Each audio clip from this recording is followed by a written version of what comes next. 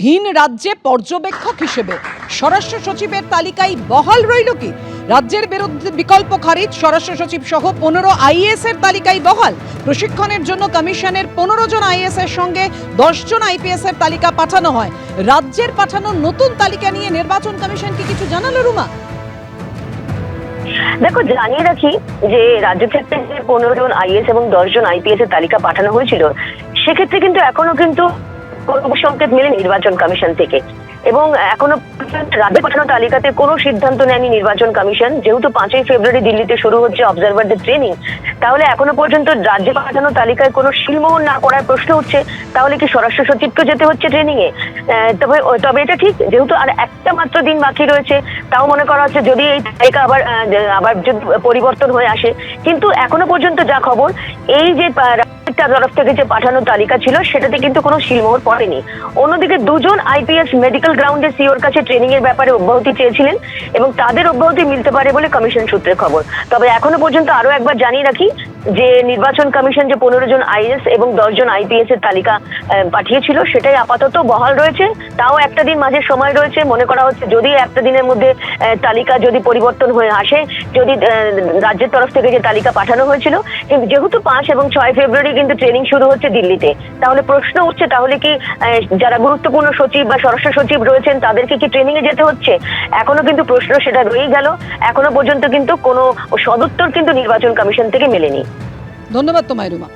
হেডলাইনই সার নির্বাচন কমিশনের। ফের নির্বাচন কমিশনকে কড়া দাওয়াই দিলেন তৃণমূল বিধায়ক মনিরুল ইসলাম। আপনারা জানেন, একটু মনে করিয়ে দিই, 14ই জানুয়ারি যখন ফরাক্কার বিডিও অফিসে মনিরুল ইসলাম অর্থাৎ তৃণমূল বিধায়কের সামনেই তাণ্ডব ভাঙচুর চলে, তারপর নির্বাচন কমিশন এফআইআর এর একেবারে ডেডলাইন বেঁধে দেয় মনিরুল ইসলামের বিরুদ্ধে, কারণ মনিরুল ইসলাম নির্বাচন কমিশনের বিরুদ্ধে বেলাগাম আক্রমণ করেছিলেন। কিন্তু তারপরও ছবিটা বদলায়নি। ফের কড়া দাওয়াই তৃণমূল বিধায়কের। যে ভাষায় বোঝে সেই ভাষাই তো ব্যবহার করতে হবে।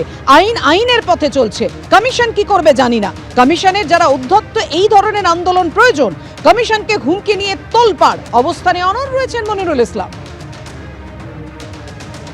আইনের পথে চলছে। একটা জিনিস আমি জানি, নির্বাচন কমিশনার কি করবে সেটা জানি না, কিন্তু আন্দোলন না করলে নির্বাচন কমিশনার, যার অধ্যত্ত, অহংকার এবং অন্যের দ্বারা পরিচালিত হচ্ছিল একটা নিরপেক্ষ সংস্থা, সেখানে এই ধরনের আন্দোলনের দরকার। কোনো মানুষ হয়রানি হচ্ছে, এই আন্দোলন যদি আইনের চোখে খারাপ হয় তাতে আমার কোনো পারোয়া নেই। মানুষের জন্য এই আন্দোলন যদি আমাকে শতবার করতে হয়, তো মানুষের জন্য এই আন্দোলন আমি করব। আপনি বলছেন নির্বাচন কমিশন সঠিকভাবে যদি তাকে দিয়ে কাজ করাতে হয়, তাহলে আপনি কোট আনকোট যে দাওয়াই ব্যবহার করেছেন সেটাই করা উচিত। যে যেটা ভাষায় বুঝবে সেই ভাষাতে আমাকে বুঝাতে হবে। যদি নির্বাচন কমিশন মনে করে কি না আন্দোলন নেই, এখানে কেউ যা কিছু করবো আমার নিজের মনমতি, আমরা ওটা মানব না। গণতন্ত্র বা আইন মেনে সবাইকেই চলতে হবে। আমি আইনের চোখে হয়তো, ওনার চোখে হয়তো দোষী হয়েছি, কিন্তু মানুষ, জনগণ কোথায় যাবে? আমাদের কাছে চাইছে কি এমএলএ সাহেব আপনারা আমাদের বিপদের সময় নেই, আমরা কি কাগজ চাইছে, সকালে একরকম চাইছে, বৈকালে একরকম চাইছে, তা আমরা বুঝতে পারছি না।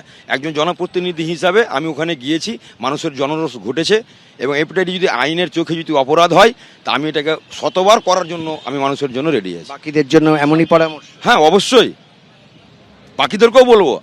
কমিশনকে যে আন্দোলন চলছে, আমাদের কমিশন যেভাবে যদি আইন মেনে কাজ না করে, তাহলে আবার আন্দোলন হবে, এর চাইতে বড় আন্দোলন হবে। এভাবে এই নির্বাচন কমিশনকে বেলাগাম আক্রমণ করেছিলেন মনিরুল ইসলাম কবে না 19শে জানুয়ারি, যখন তার একেবারে 14ই জানুয়ারি ঘটনা ঘটেছিল, তারপর 19শে জানুয়ারি, আর তারপর 22শে জানুয়ারি নির্বাচন কমিশন ডেডলাইন বেঁধে দেয় এফআইআর করার জন্য। কিন্তু এখনো পর্যন্ত তার বিরুদ্ধে এফআইআর করা হয়নি। আপনাদের জানিয়ে রাখি, এখনো পর্যন্ত কোনো ব্যবস্থা নেওয়া হয়নি। ফের কড়া দাওয়াই দিতে দেখা গেল মনিরুল ইসলামকে। আপনাদের সামনে রেখেছি 14ই জানুয়ারি সেই ছবি। ফরাক্কার বিডিও অফিসে দেখুন, তৃণমূল বিধায়কের সামনেই এভাবে কাগজ ছড়া হচ্ছে, ভাঙচুর করা হচ্ছে, চেয়ার ছড়া হচ্ছে, এই আর মুখের ওপর। আজকে মনিরুল ইসলাম ফের বলছেন যে ভাষা যে বোঝে সেই ভাষাই তো তাকে ব্যবহার করতে হবে তার বিরুদ্ধে। কিন্তু এর আগে নির্বাচন কমিশনকে বেলাগাম আক্রমণ করে তৃণমূল বিধায়ক মনিরুল ইসলাম ঠিক কি বলেছিলেন দেখুন। ঝান্ডা চলবে না, লাঠিতে বাঁধতে হবে, লাঠিতে। কোমরকে ঢিলা করে দিতে হবে নির্বাচন কমিশনে, কোমরকে ঢিলা করে দিতে হবে নির্বাচন কমিশনে। মানুষকে নিয়ে ছেলাকেলামো করছো, আর তুমি নিরাপত্তা নিয়ে ঘেরাটোপের মধ্যে আছো না, তুমি আকাশে আছো, পাতাল থেকে ছেঁচিয়ে বের করবো। পাতাল থেকে বের করব। নির্বাচন কমিশনের এখান থেকে আমি বলতে চাই ওনাকে পদত্যাগ করা উচিত। ভাঁড় হয়ে গেছে, গাদ্দার হয়ে গেছে, বেইমান অযোগ্য লোক। আমি শুধু ইশারায় বলবো 19 তারিখে ফাইনাল লিস্ট বের হবে, তখন কিন্তু যদি সব ঠিকঠাক হয় আর নচেত দেখবেন চারদিকে আগুনে আগুন জ্বলছে, কিচ্ছু করার নেই, কিচ্ছু করার নেই।